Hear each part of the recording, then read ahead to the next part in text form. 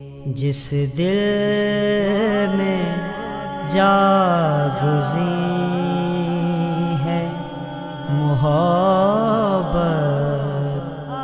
حسین کی،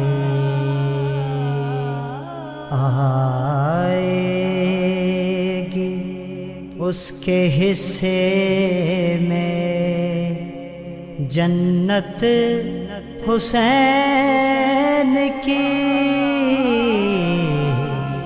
اگر اس کے پاس اتنی محبت مضبوط ہوتی، امام حسین کی محبت کا اثر اس کے دل پہ ہوتا، تو پھر وہ کہتا کہ دنیا جو بھی کہے، میرے نفس کے اندر جو بھی خواہش جنم لے رہی ہے، لیکن چونکہ یہ میرے حسین کو پسند نہیں ہے، لیکن اس وجہ سے میں اس کو چھوڑ رہا ہوں۔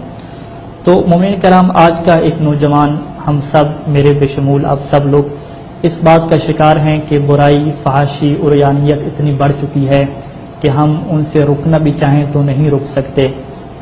ایک برائی اور ایک فحاشی کے وقت نوجوان چاہتا ہے کہ اپنی آنکھیں بند کر لے، اس چیز کو نہ دیکھے، عریانیت کی طرف سے نہ جائے، اور وہ یہ بھی سمجھتا ہے، اس بات کو اسے یقین ہے کہ میرے حسین کو یہ کام پسند نہیں ہے، میرے حسین کو یہ فحاشی، یہ برائی، یہ برا کام پسند نہیں ہے، لیکن اس کے باوجود اس کی محبت حسین اتنی طاقت اور اتنی پاورفل نہیں ہے کہ اسے برائی سے روک دے۔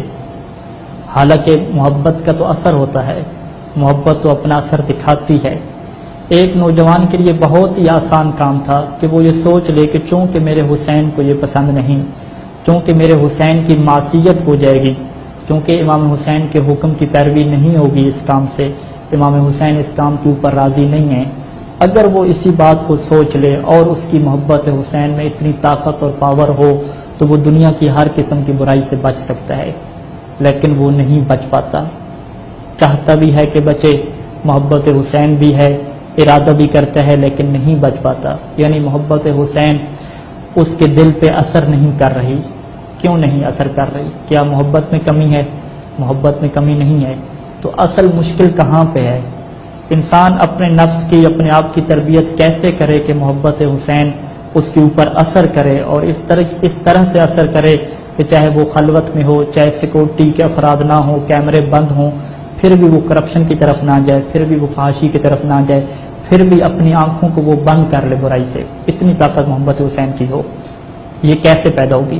تو امام علیہ السلام نے اسی خطبے کے اندر بہت ہی ایک باریک نقطے کی طرف اشارہ فرمایا اور کہا کہ وہ کلکم عاصٍ لامری، کہ تم سب کے سب عاصٍ، معصیت کر رہے ہو، میرے حکم کی پیروی نہیں کر رہے، اور جانتے ہو اس کی وجہ کیا ہے، اس کا راز کیا ہے؟ امام نے یہ راز نہیں بیان کیا کہ تمہارے اندر میری محبت نہیں ہے، بلکہ امام نے فرمایا جانتے ہو اس کی وجہ کیا ہے؟ کہا کہ قد انخذلت عطیاتکم من الحرام وملئت بطونکم من الحرام۔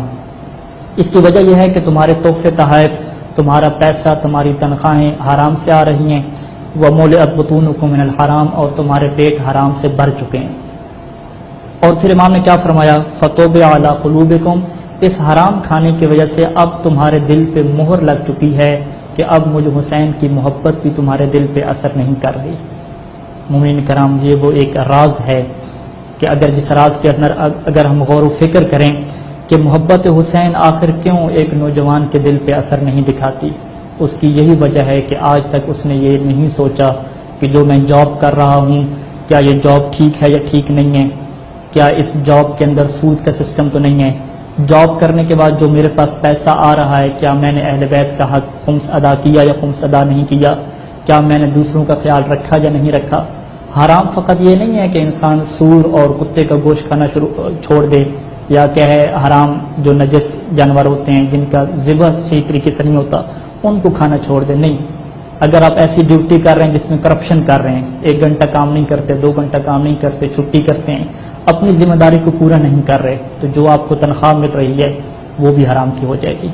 تو اگر ہم چاہتے ہیں کہ امام حسین کی محبت ہم نوجوانوں کے دل پہ اثر کرے اور برائی کے ہوتے ہوئے ہم اس سے بچ جائیں، محبت اپنا اثر دکھا دے، تو ہمیں آغاز کرنا ہوگا، ابتدا کرنی ہوگی کہ ہم اپنے پیسے، اپنی جاب، ہر چیز کو پاک کریں اور حرام سے مکمل طور پہ بچ جائیں۔